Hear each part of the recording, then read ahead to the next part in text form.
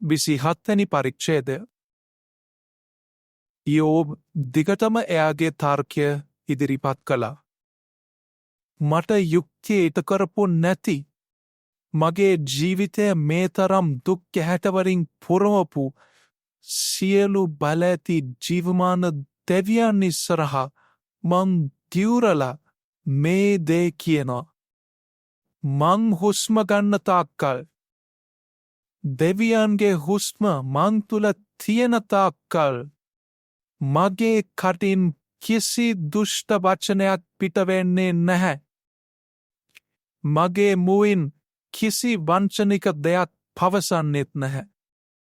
මං කොහොමද ඔයාලා වගේ අයට ධර්මිෂ්ඨයන් කියලා කියන්නේ? අවසන් හුස්ම හෙළන කල්ම මං දෙවියන්ට විශ්වාසවන්තව ඉන්නවා. මං ධර්මිෂ්ඨ ජීවිතයක් ගත කරනවා. මං කවදාවත් මගෙන් ඉවතට යන්නේ නැහැ.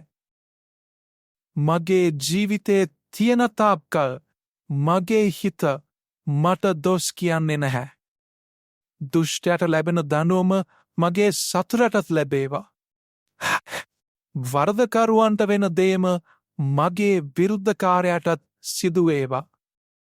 දෙවියන් ගැන කිසි ගරුබයක් නැති කෙනෙක් විනාශ වෙද්දී දෙවියන් ඒ කෙනාගේ ජීවිතය නැති කරද්දී ඒ කෙනාට කිසිම බලාපොරොත්තුවක් තියනවද?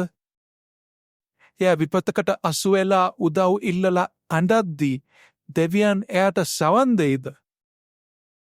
සියලු බලැති දෙවියන්ට ලං වෙලා එයා සතුටක් අත්දකීද? එයා හැම වෙලාවකම දෙවියන්ට අයදීද? දෙවියන්ගේ බලය මොන තරම්ද කියලා මං ඔයාලට කියලා දෙන්නම්.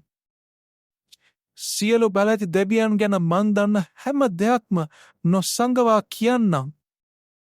ඔයාලා හැමෝම දර්ශන දැක්කා කියන දේ ඇත්තක් නම් ඔයාලා කිසිම පළක් නැති හිස් වචන කියන්නේ ඇයි? දුෂ්ටයාට දෙවියන්ගෙන් ලැබෙන දායාදේ මොකක්ද?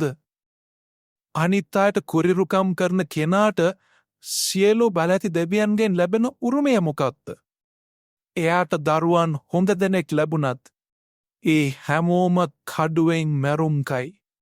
එයාගේ දරුමුණුපුරන්ට කුසගින්න නිවාගන්න ඇතිතරම් කෑම නොලැබෙයි. දුෂ්ටයාගේ පෙළපතේ ඉතිරු වෙලා ඉන්න අය වසංගතයකින් මියයයි. ඒ අයගේ බැන්දබුවන්වත් එයාලා වෙනුවෙන් කඳුළු සලන්නේ නැහැ. එයා බැලි ගොඩ ගහනවා වගේ රිදී ගොඩ ගැහුවත්, මැටි එකතු කරනවා වගේ වටිනා ඇඳුම් එකතු කරගත්තත් එයා ගොඩ ගහපු රිදී උරුම වෙන්නේ නිර්දෝෂායටයි. එයා එකතු කරගත්ත ඇඳුම් අයිති වෙන්නේ ධර්මිෂ්ඨායටයි. දුෂ්ටයා ඉදිකරන නිවස ඉක්මනින් කැඩී බිඳී යන කාවෙක්ගේ ගුලක් වගේ, මුරකරුවෙක් හදපු මඩුවක් වගේ. දුෂ්ටයා නින්දට යද්දී ධනවතෙක් වෙලා හිටියත් එයාගේ අස්වැන්නෙන් එයාට කිසි දෙයක් ලැබෙන්නේ නැහැ. එයා අවදි වෙද්දී එයාට තියෙන හැම දේම නැති වෙලා තියෙයි. බීතිය ජල ගැල්මක් වගේ එයාව අසු කරගනි. රාත්‍රී හමන කුණාටුවකට එයාව ගහගෙන යයි. නැගෙනහිරෙන් හමායන ඡණ්ඩ මාරුතයකට එයාව ගහගෙන යයි. ඒක එයාව නිවසින් ඈතට අරගෙන යයි. කුණාටුවෙන් බේරෙන්න එයා මුළු වැර යොදලා දිව්වත් ඒක කිසි අනුකම්පාවක් නොපෙන්වා එයාගේ පස්සේ පන්නගෙන එයි. ඒක එයා දිහා බලාගෙන අත්පොඩි ගහයි. එයා දුවද්දී ඔච්චම් කරයි.